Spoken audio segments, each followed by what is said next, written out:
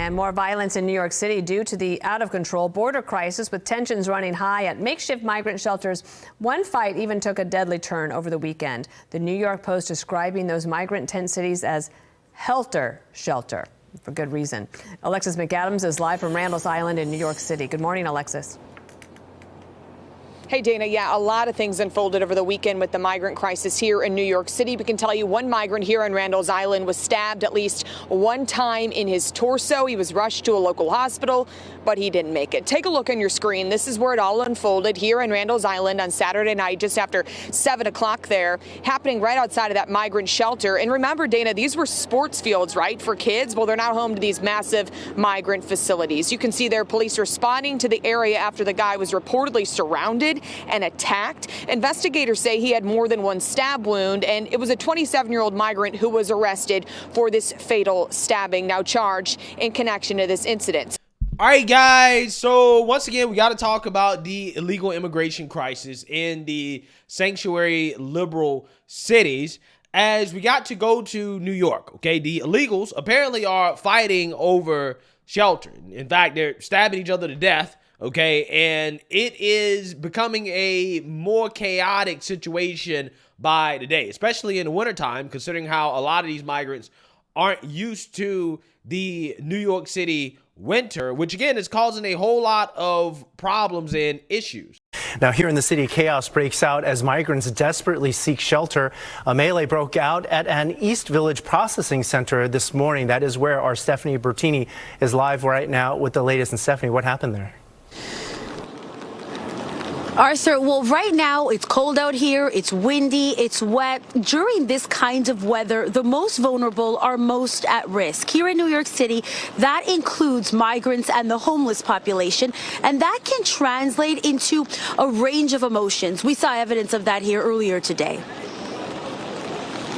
Volunteers at Tompkins Square Park are helping migrants get some things that could offer a little comfort in the face of the harsh weather in the forecast tonight. They hand us some food and this to keep us warm because it's very cold out here. This man from Guinea, West Africa, is one of the many asylum seekers in New York City now facing uncertainty as shelters are at capacity.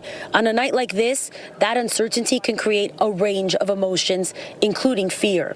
And you're not used to this weather, right? We are not. This is a strange environment.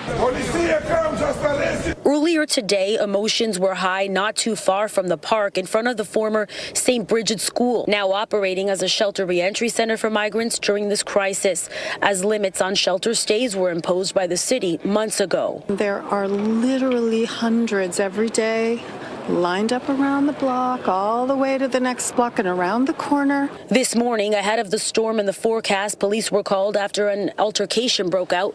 The NYPD says 2 officers sustained minor injuries and 2 migrants are facing several charges now, including resisting arrest. According to a witness, it had to do with someone cutting the line. They are not respecting the line. That's why the problem happened, he said. Yeah, so you seen that, you heard that, okay? The illegal immigrants are fighting over shelter, okay? And it doesn't help considering the fact that New York City is now evicting the illegal immigrants from the shelters, from their housing services, due to a policy, a 60-day stay policy that they had, and that has now caused protests, okay? You have activist groups that are now protesting, claiming that evicting the illegal immigrants will cause them to go back to their country. I'm not making this up. Take a look.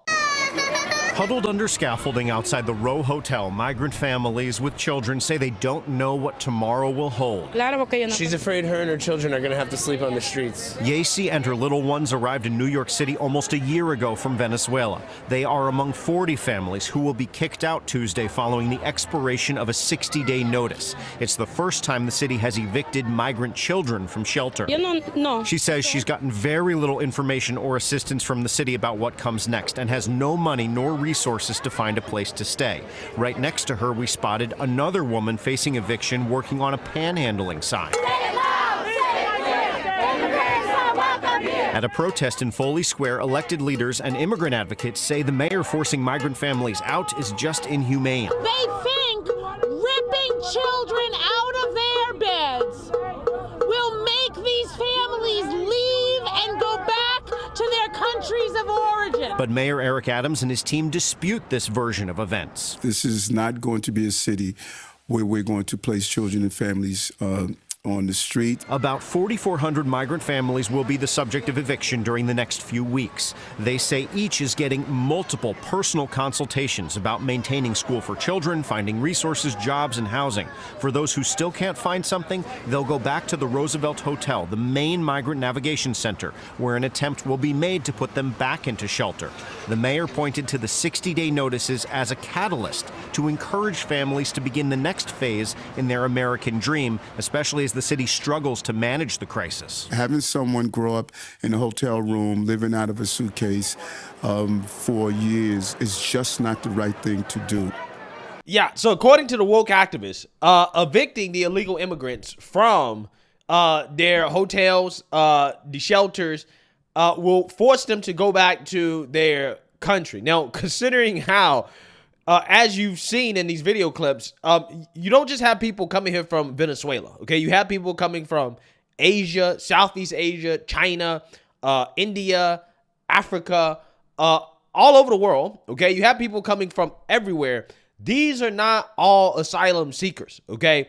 A lot of these so-called asylum seekers are economic migrants. They're over here to get better jobs and opportunities, which I don't blame them for trying, especially considering how it seems like the Biden administration is letting them do it.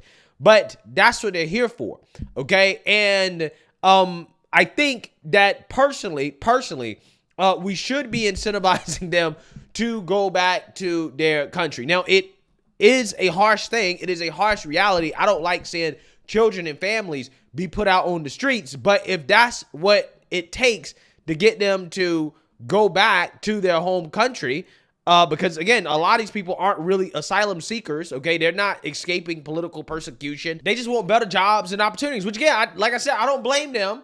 But again, hey, if they realize that there's no opportunity here, it's super cold, I don't have any place to stay, I can't get a job, I need to go back, hey, maybe they'd be incentivized to go back, right? And if I was the New York mayor, I'd be offering tickets, one-way flights back to wherever they came from. Right, here you go. You go wherever you want to go. We'll pay for it. It's cheaper to pay for the flight back than to continue to do what you're doing. Because what's going to happen here, okay, is if you start putting a lot of these migrants, these illegal immigrants on the streets, you're going to have New York City turned into a third world city, which, I mean, it kind of already is, okay? It's basically going to become Caracas, in which you already have some sections of the city that have effectively become red light districts, allowing 304s, okay? A lot of them are, you know, illegal immigrants because they don't have jobs, because they don't have means of taking care of themselves. They're selling box on corners in front of children and kids in New York City, in America. Take a look. During school hours, they're out. All the prostitution is taking up every single block. They will be out with their pimps, and they don't care. Jaylene Lugo is 14 years old and taking the number 7 train home from high school for the first time. With a Kirby doll on her book bag. Her walk on Roosevelt Avenue is a jolt out of childhood innocence. I've seen teenage boys go up to the prostitutes. In one busy spot on 90th Street, men are led downstairs to a brothel on a regular basis. This is turning into a red light district in Bangkok. You walk up and down from the 70s all the way down to the hundreds. And all you're going to see are different massage parlors with women outside soliciting men. There's no moral compass anymore. Yeah, so you seen that, you heard that. Again, third world city, New York City. Again, which is why I encourage anybody, if you can, if you have the means, to abandon these liberal cities, okay? They're becoming a disaster. They're going downhill, okay? If you live in Chicago, San Francisco, Seattle, New York City, LA, abandon these cities at all costs, okay? Because this is the direction that they're headed, okay? Especially with all of the illegal immigrants arriving in these cities. You're going to see a spike in crime, okay, because again, they don't have any economic means of actually providing for themselves, so they're gonna have to do what they have to do in order to survive. You're gonna see stuff like that, okay? You're gonna see women selling box on the street. Combine that with some of the liberal policies and the budget cuts. For example, New York City is cutting sanitation. They might have to cut back on the police, cut back on education. Yeah, that's not a recipe for a safe city, okay? That's a recipe for a absolute disaster. Again, you're already seeing things get violent in these shelters over migrants fighting for a place to stay. And now they're being evicted, okay, put back on the streets with no housing. Again, I'm just saying, it doesn't look like this is going to get better. I think it's going to get worse. And again, I think the worst part about this is that if the migrants are fighting over shelter, over a place to stay, just imagine what actual American citizens are dealing with in New York City in regards to getting shelter, food, resources. Again, people who actually are citizens of this country, they're probably struggling as well too, okay, to get access to all these resources that are going towards migrants. And then you have the migrants fighting, stabbing each other, killing each other over resources that they're not really entitled to in the first place. Again, it's a very chaotic situation that I really don't see an end to. I don't see it actually getting better. And this is why I said that, in my opinion, the real and only solution is mass deportations, right? And that's what these liberal city mayors should be calling for, right? They should be calling for mass deportations. They should come out and say, you know what, we were wrong. We were wrong about sanctuary city status. We were wrong about the border. And you know what? We're calling on Joe Biden to do a mass deportation, okay? That's what has to happen. But hey, because they're woke, they probably won't, okay? The illegal immigrants will commit crimes. They'll get a slap on the wrist and, you know, committing a crime while also committing the crime of being here illegally. You know, that should warrant deportation in and of itself, a report to ICE, but they're not going to do it, right? They're not going to do it because they're soft, right? They're soft. So with that being said, this is a problem of their own creation. It's hard to feel really bad for them, again, considering how this is what they supported, this is what they wanted.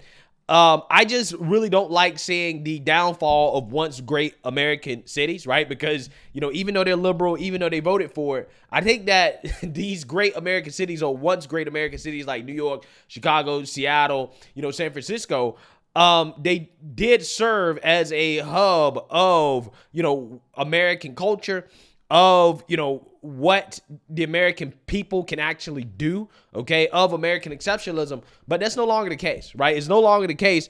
And it's sad and it's a shame that these cities are going out like this behind liberal policies, right? But hey, in order to learn, right, in order for, you know, liberals to take the red pill, you got to give them what they want, right? I just think that in 10 to 20 years, there will be case studies on how these liberal policies destroy these cities. So let me know what you guys think. Make sure you like, comment, and subscribe. Most importantly, share a Black conservative perspective. Peace.